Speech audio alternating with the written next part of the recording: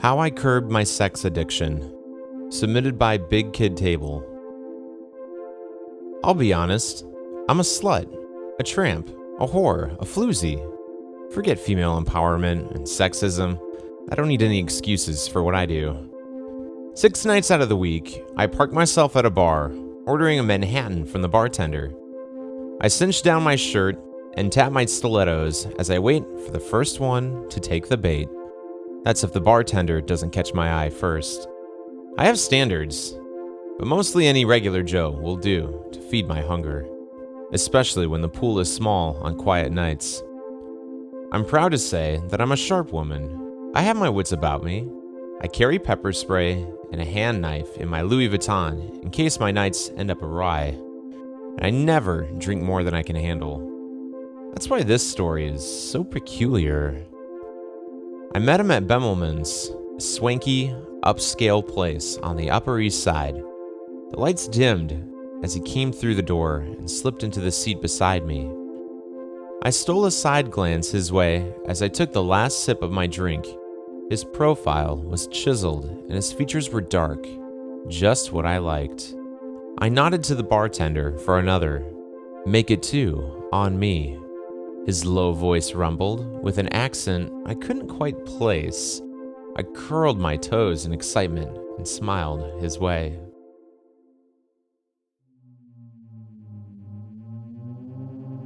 I woke up with a gasp in an unfamiliar dark room. My head was pounding and my body was aching all over. I wiped the sweat off my forehead and looked down. I was completely naked. I could already see bruises forming around both of my wrists. My heart was thumping and I could barely get a full breath in. I couldn't remember the last time I ever felt so scared. Through the dark, I managed to find a pile of my clothes on the ground and blindly pulled them on. I looked back at the bed, and the man from earlier was nowhere to be found. I must have been drugged. I didn't have more than 2 drinks.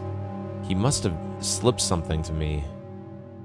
The strange thing was, even though I was on the verge of a particularly horrendous migraine, and my body felt like it had been thrown down a flight of stairs, it didn't feel like I had been assaulted, that he forced himself on me. A flash of light burst somewhere behind my eyes and rattled my brain. I needed to get out of there before I passed out again. My purse and its belongings were strewn across the floor, and I scrambled to pick them up, stuffing them haphazardly into my bag. I shoved my heels on my feet and slowly opened the bedroom door. I wanted to get the fuck out of there without stirring this piece of shit. I pulled out my hand knife, clenched it between my manicured fingers, and opened the door. White linoleum stretched before me down a narrow hallway, ending at the front door. I quietly took baby steps across the floor as I whisked myself past the doors that lined the way. As I passed the 3rd door, I approached an open space to my left and right, making up what I assumed to be an open-concept living room and kitchen. I slowed down as I reached the end of the corridor and peered to my right to make sure the coast was clear. I came face to face with the man from earlier. Just a foot in front of my face was his own, staring back at me. I screamed and stumbled backwards in my heels, dropping the knife onto the floor, and it skidded underneath a pristine white couch. I looked back in front of me. He hadn't moved.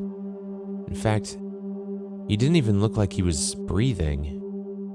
I whimpered as my eyes were able to piece together his silhouette that was illuminated by the small kitchen light over the sink.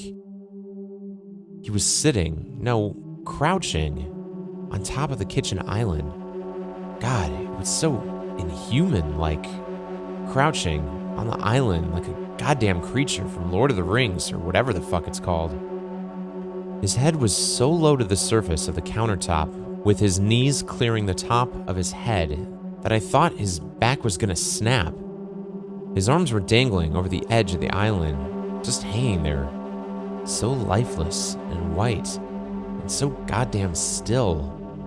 His toes curled over the edge, and that's when I realized he didn't have any nails on his hands or his goddamn fucking feet. Where his nails should have been was a smooth layer of skin and perfectly rounded fingers and toes. But the worst was his face. It didn't take me long to realize he had no eyelids or lips. His smile was so huge that it reached both his ears, like the goddamn Joker. You could see every tooth in his mouth without his lips. These big, translucent, white teeth just staring at me through the dark. And then his eyes. His eyes were perfectly round and protruding from his face, just staring through me, like he was looking past and not really at me, just staring. Another painful burst of light at the back of my brain reminded me about the danger I was in. I took a silent breath and slowly backed my way towards the front door. I cringed as his lifeless, protruding gaze followed me the entire way and watched as I inaudibly grabbed the doorknob between my fingers from behind. Inside, I was screaming as his lipless smile seemed to grow larger when I slipped out of the door. I swear I saw him lift his inhuman hand and wiggle a small wave with his revolting, nailless fingers as I left. I kicked off my heels and ran the whole way home. A light pitter-patter of footsteps seemed to follow me the entire way. Lately, I haven't been seeking casual encounters like I did in the past.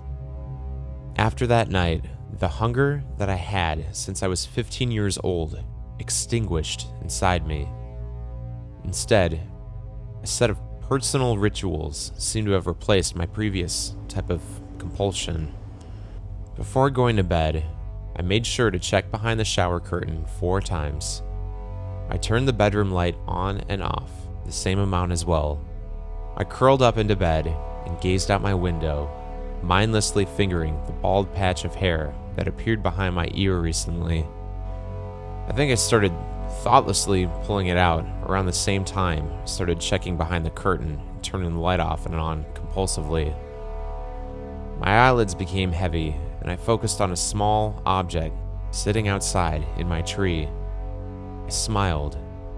A white owl has been visiting me ever since the night I got assaulted.